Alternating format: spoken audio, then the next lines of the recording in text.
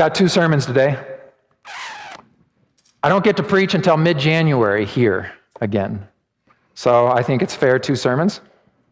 Seems reasonable. I'm going to miss 6 weeks. I'll be here for part of it, but I just don't get to preach. Sermon number 1. Be nice. All right, ready for sermon number 2? Did you get sermon number 1? I saw it on a public school elementary sign this last week over Thanksgiving break. Zipped out to Oregon. Visit my father, who you know had a bout earlier this last summer. So I helped him put in his firewood. Pass the school. Choose kindness. That's what it said. Choose kindness.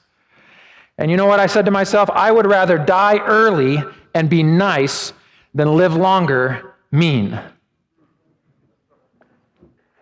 You've put up with the same people I've put up. Matter of fact, we've put up with each other. But I've read the emails. I've gotten the comments. And so when I sat down at my desk to write a sermon this week, the first sermon I wrote was stop. Be nice. Be nice to a world that does not agree with you, that thinks differently than you, but be nice. Even if it kills you. I'm not trying to be light about that.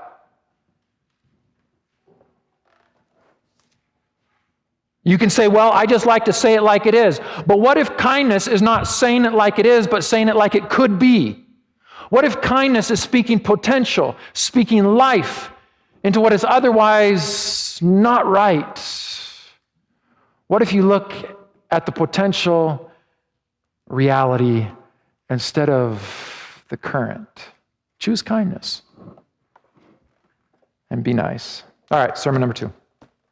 Father in heaven, as we dive into the study today, may it be Jesus, that you, through the power and the omnipresence of the Holy Spirit, speak to our hearts and we leave here changed. In the name of Jesus, amen. This December, we've got a little assortment, a mosaic of preachers. I get to be a part of it. We've got Pastor Mike. We've got Elder Gary Patterson, retired now in our community. We've got a couple of our own elders closing us off at the end of the month that are going to lead us through a journey on the subject of hope. Hope. That's what's better to talk about in December than hope.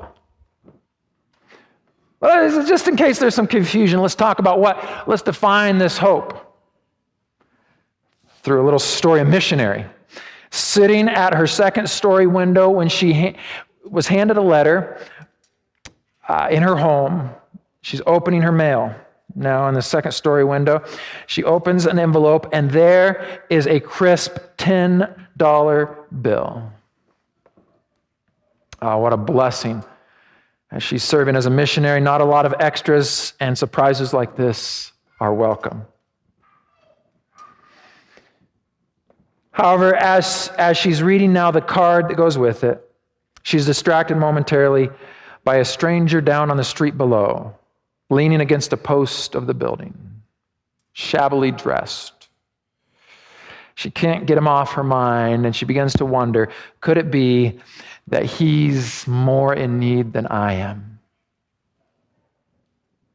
So wanting to give hope, to spread cheer, she slips the bill back into the envelope and she quickly pins, "Don't despair."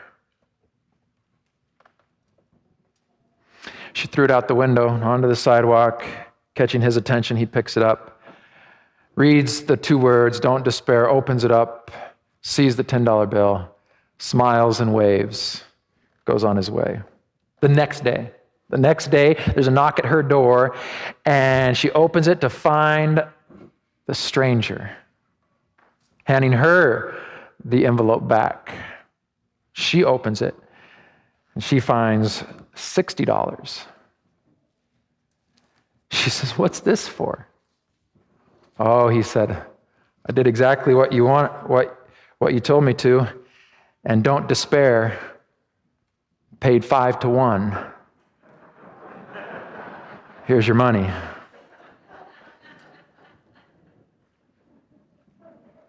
Hope can come in the form of a card, in the form of an email, in the form of $10 sent to a missionary. So don't hesitate. I read a news report this week of a news reporter who spent his early years, obviously, paying off layaways at department stores.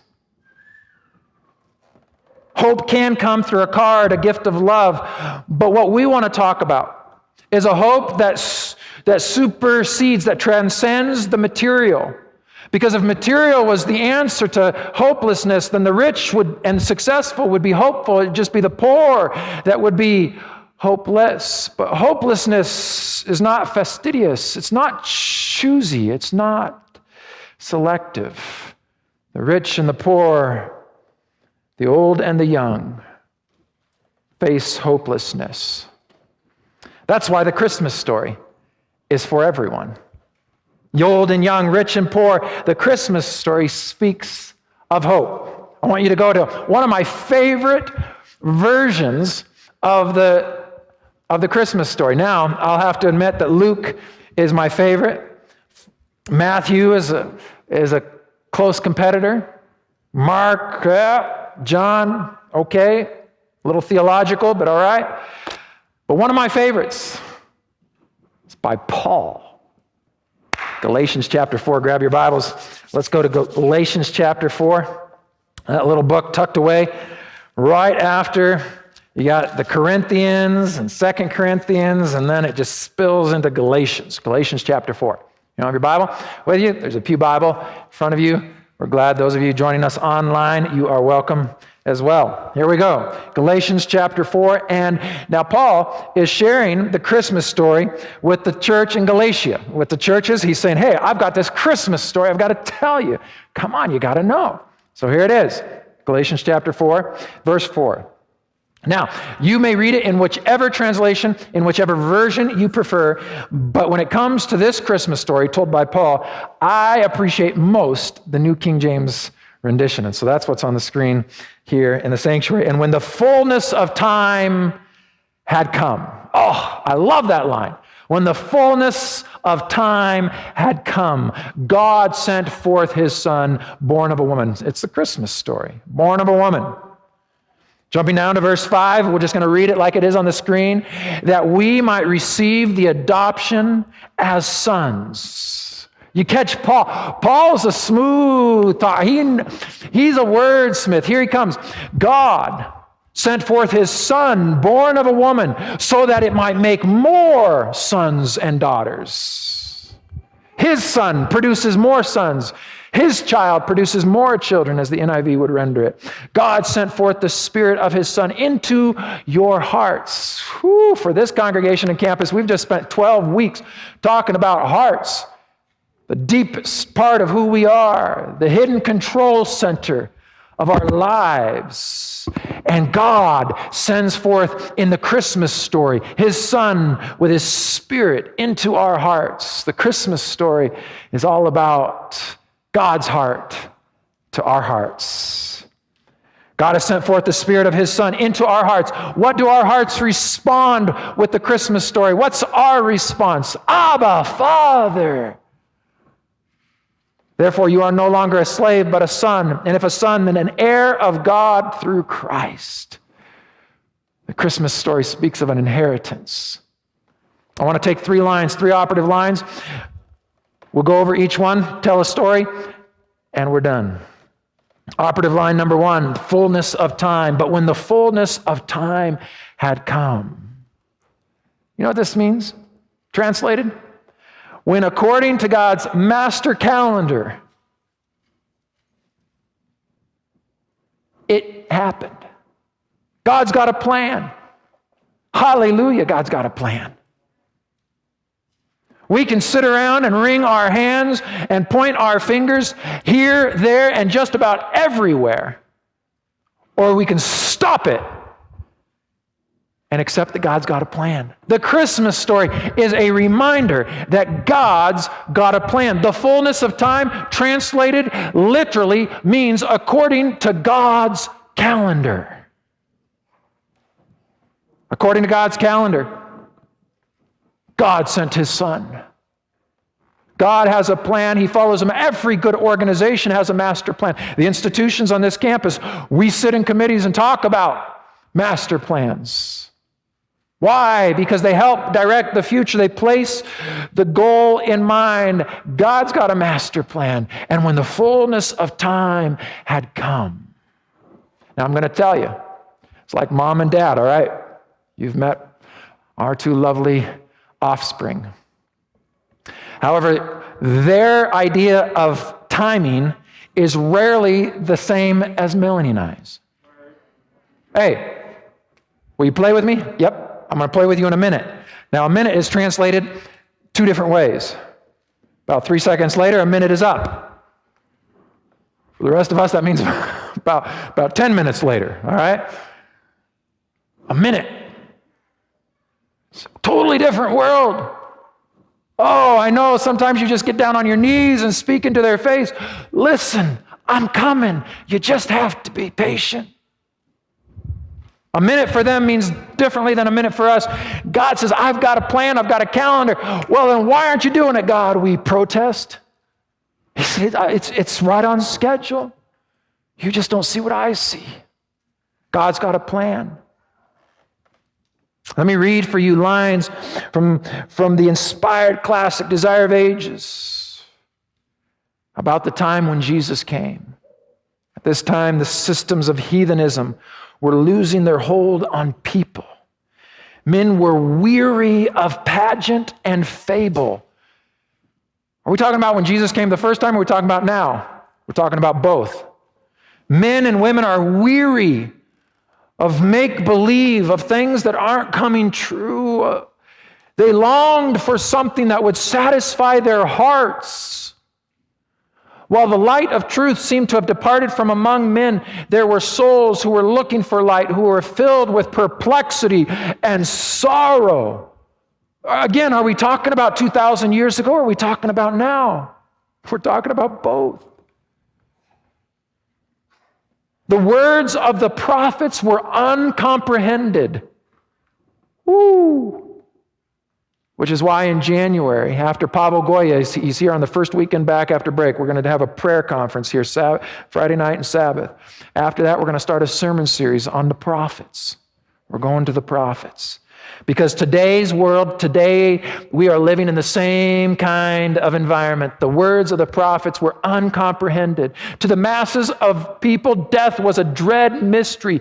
Beyond was uncertainty and gloom. It was not alone the wailing of the mothers of Bethlehem, but the cry from the great heart of humanity that was born to the prophet across the centuries. The voice heard in Ramah, lamentation and weeping and great mourning. You hear what she's saying? She's saying, hey, by the way, that prophetic statement of the voices of the mothers in Bethlehem wailing and weeping is not for the mothers alone. It was the voice of humanity crying out. Where is hope? Where is answers? In the region and the shadow of death, men sat unsolaced, uncomforted, unfilled. With longing eyes, they looked for the coming of some deliverer, when the darkness would be dispelled and the mystery of the future should be made plain. That was 2,000 years ago. That's today.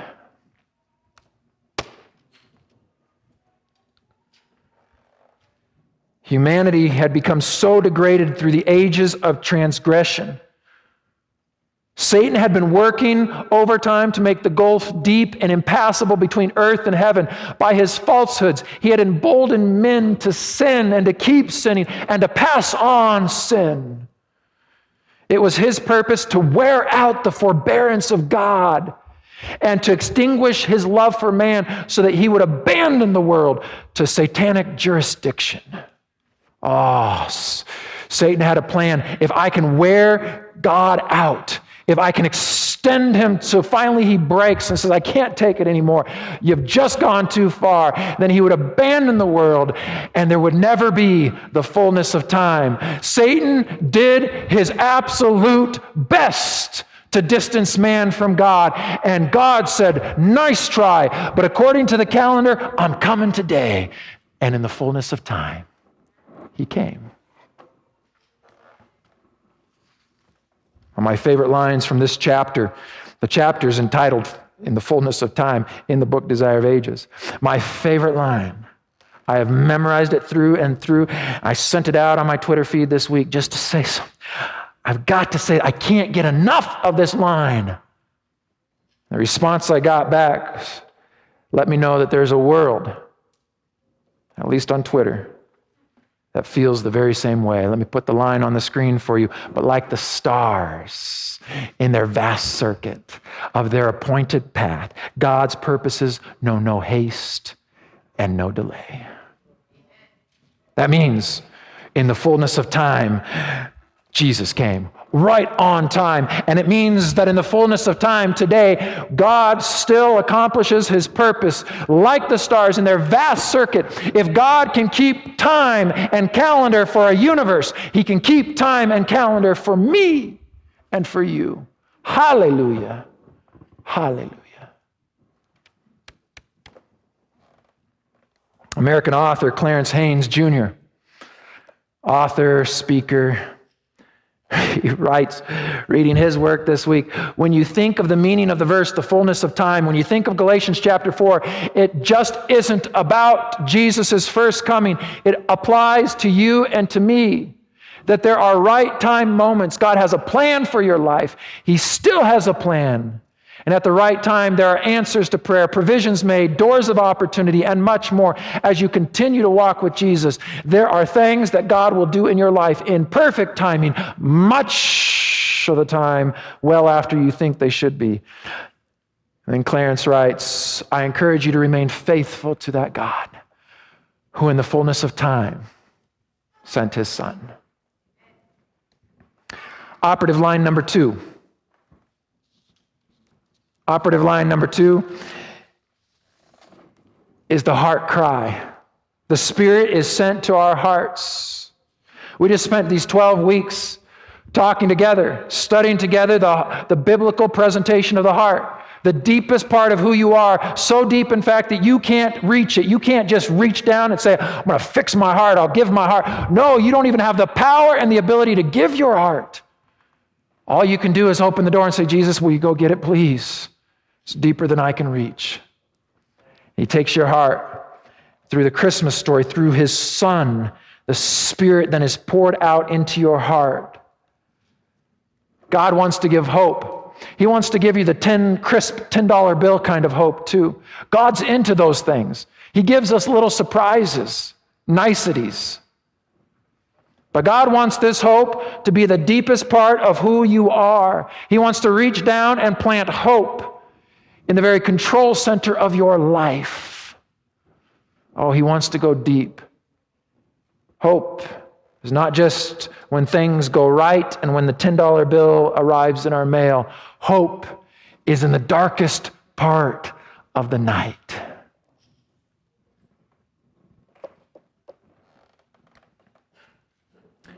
And by the way, this is good.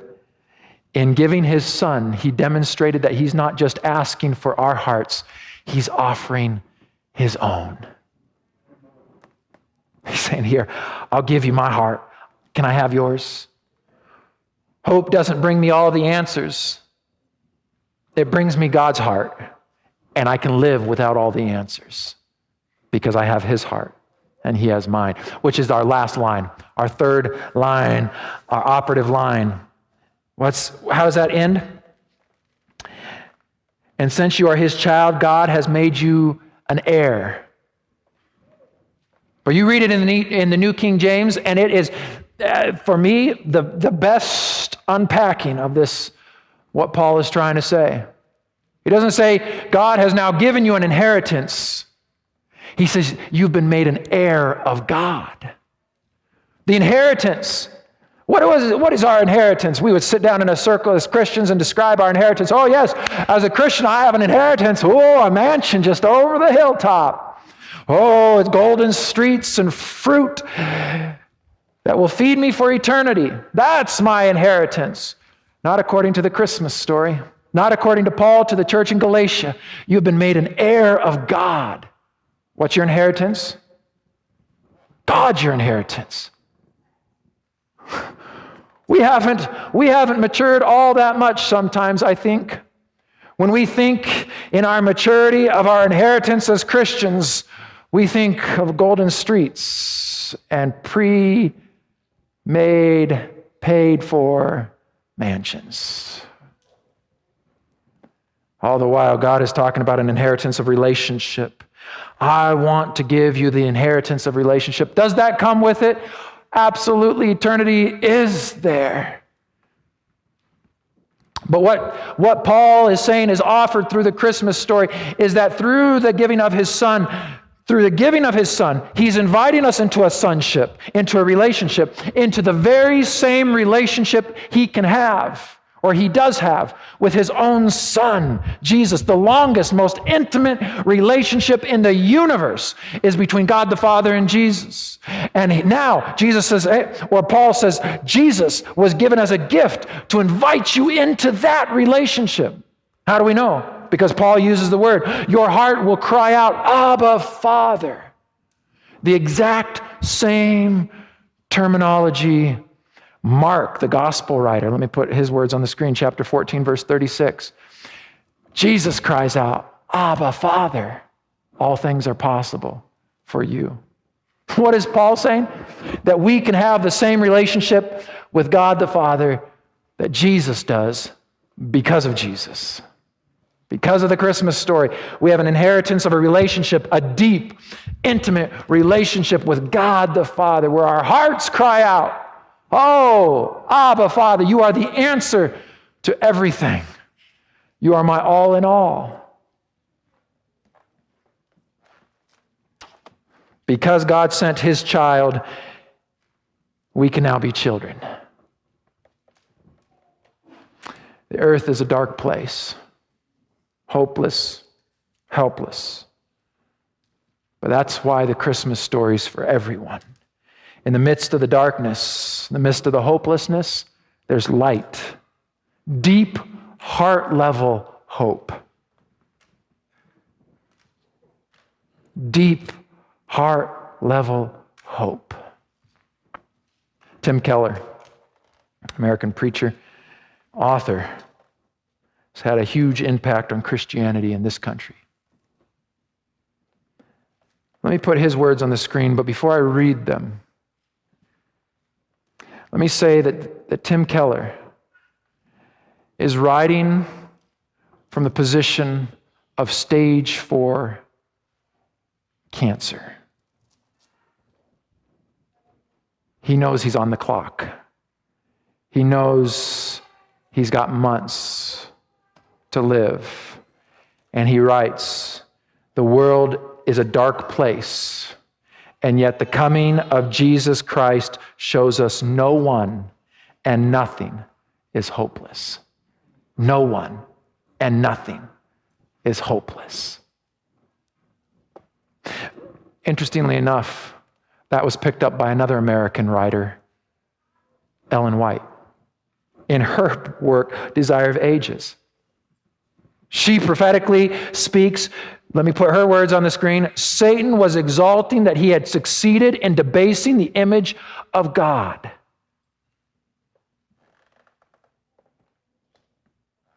Satan celebrated. Then when Jesus came to restore in man the image of his maker, none but Christ can fashion anew the character that has been ruined by sin.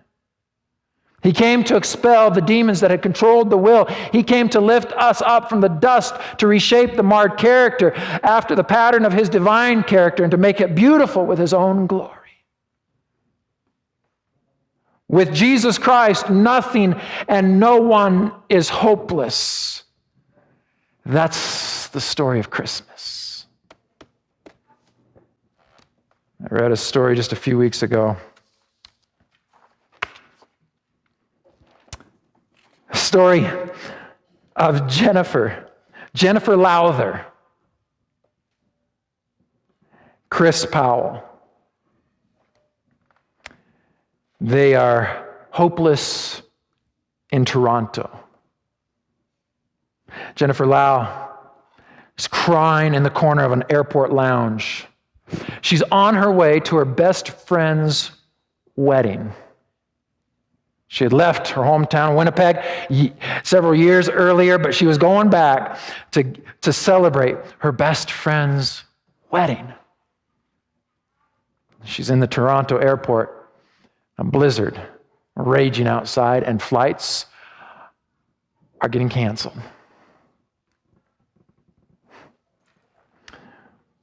In the same lounge, Chris Powell is chatting.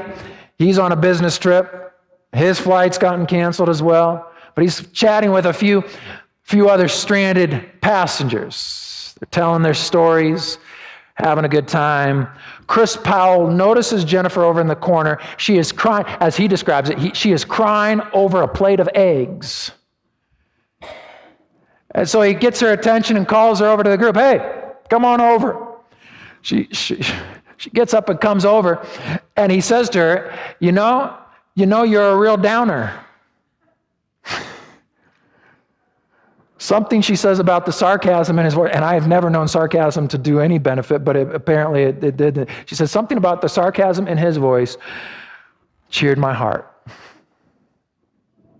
So she sits down with this group of stranded passengers and shares her story. They share their stories. Pretty soon, Chris is saying, wait a minute, just the way she talks, that's something. She's kind of cute. She's fun. And little things growing, and pretty soon Chris is thinking, I've got to get her on a flight.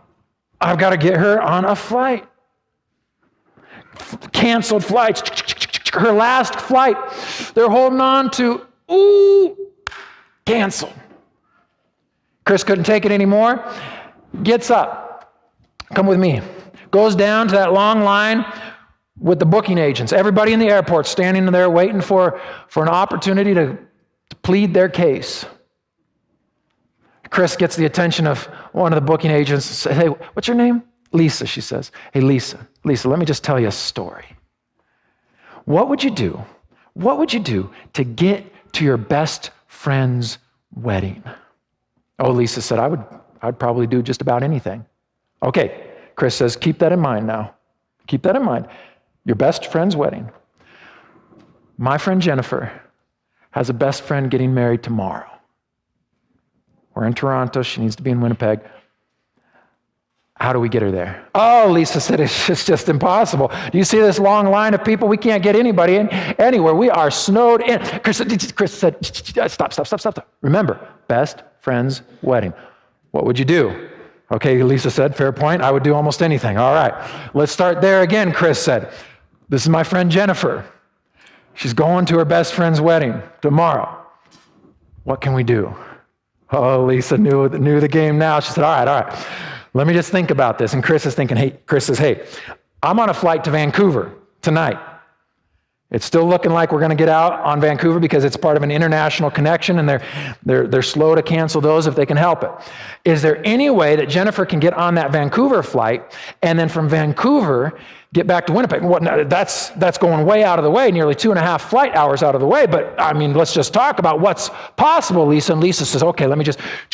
Okay, there's one seat on the Vancouver flight. One last seat. Let me see. Okay, but 5 hours in Vancouver. I can get you. Wedding's at 2 o'clock tomorrow, huh? 2 o'clock? I can get you in to Winnipeg at 1:15. You're going to go to Vancouver, 5 hours in Vancouver. It's going to be like 1 a.m. to 5 a.m. and then done. That night, Jennifer is on the flight with Chris, headed to Vancouver. 2.5 hours out of her way for a 5-hour layover to get back in time at 1:15. I don't have to spoil this story. There was a now famous kiss that took place on takeoff from Toronto to Vancouver. They get into Vancouver. Jennifer's there 5 hours, back on her flight to Winnipeg. She's got her mom waiting curbside. And as soon as she's off the plane, running through the terminal, she says, Mom, start the car. She says when she ran out of the airport, the car was already in motion. She's in. Now they're flying down the highway. She's got to stop and get dressed. She hasn't brushed her hair in 36 hours. She's got to stop, brush her hair, get something changed. Her dad's got another car, revved, waiting. She said it sounded like the Indy 500 when she pulled up. She runs in, brushes her hair, gets her dress on, and now dad's driving. They pull up at 1:59. No joke. She runs in there, finds a seat near the front because she's going to be the master of ceremonies at the reception. She runs in, finds a seat. Now she's sitting on the front seat of her best friend's wedding. Someone says, "Hi, Jennifer." Now, her heart has been a little Twitter-pated with her little interaction with Chris. But now she's been focused on the wedding. She hears, "Hi, Jennifer." She turns. It's her ex-fiance. "How are you doing?" Said, "Listen, buddy, don't talk to me. Don't talk to me. I got no time for you." Wedding, master of ceremonies, reception, done. Jennifer's back on a flight. 2 weeks later, Chris knocks on her apartment door in Toronto. Now, what has it been, 18 years? Let me put a picture of their family on the screen for you. There's a picture of the two of them, but there's a picture of their family. That's Jennifer and Chris. Now, and that's been a few years ago. Their kids are both now teenagers. You get to the end of their story. I've got it right here. You get to the end of their story, and this is what caught me. They said, "We marvel at the coincidence of meeting in this serendipitous, romantic way. We don't know what it took for the cosmic alignment. Call it kismet, that's destiny. But it's amazing, and we're thankful for it." Oh, Chris and Jennifer, if I could just say one thing, if I could just add one thing into your story. It's not kismet. It's not cosmic alignment. It's not serendipitous. It's in the fullness of time. God sent his son. God has a calendar. He's got a plan for your life. And the Christmas story is proof of it. God has a calendar. He had a calendar for the first coming. He has a calendar for the second coming. Let's go back to Lisa there in the Toronto airport. Lisa, what would you do? What would you do to get to your best friend's wedding? Oh, she says, "I would do almost anything." Let's turn to God. God, what would you do to get to your best friend's wedding, to the marriage supper of the Lamb? What would you do, God, to get there? Oh, he says, "I would do anything. I would send my son to die on a cross to be at the wedding." And he did it. All that's left is the question for you. What would you do to be at your best friend's wedding, the marriage supper of the Lamb? It's on the calendar. It's not a cosmic alignment. It's not kismet. It's not just serendipitous one day. There is a moment in which the sky will roll back, and Jesus, the one who came the first time, will come again in the fullness of time. In the fullness of time.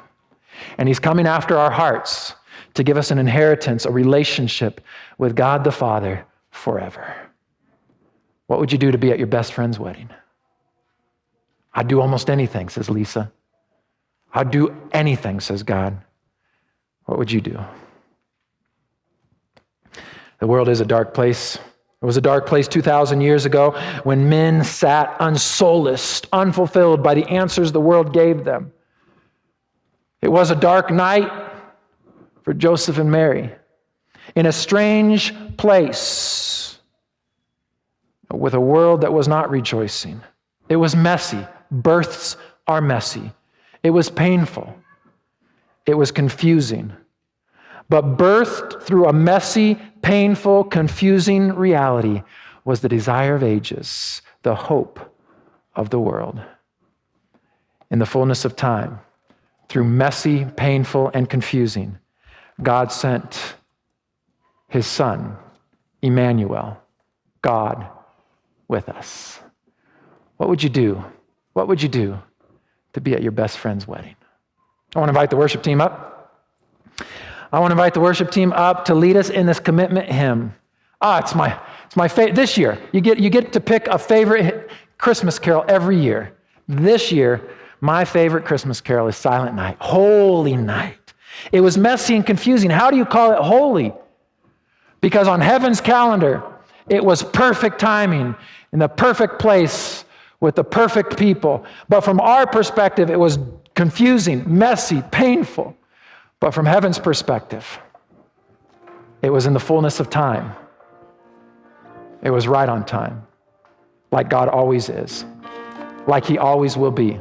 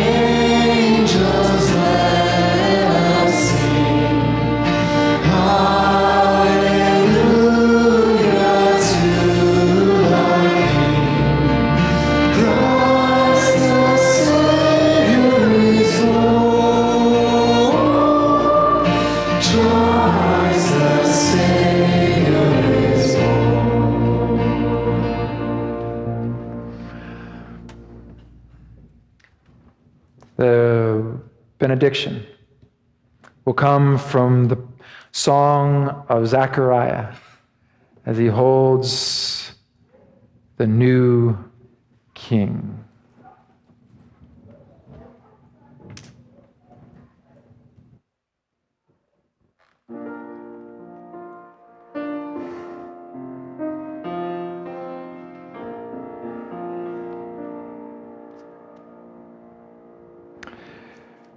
Praise be to the Lord, the God of Israel, because he has come to his people and redeemed them. He has raised up a horn of salvation for us in the house of his servant David. As he said through his holy prophets of long ago, salvation from our enemies and from the hand of those who hate us, to show us mercy to our ancestors and to remember his holy covenant, the oath he swore to our father Abraham, and to rescue us from the hand of our enemies and enable us to serve him without fear in holiness and righteousness before him all of our days. And until we get it again, meet in worship. Amen.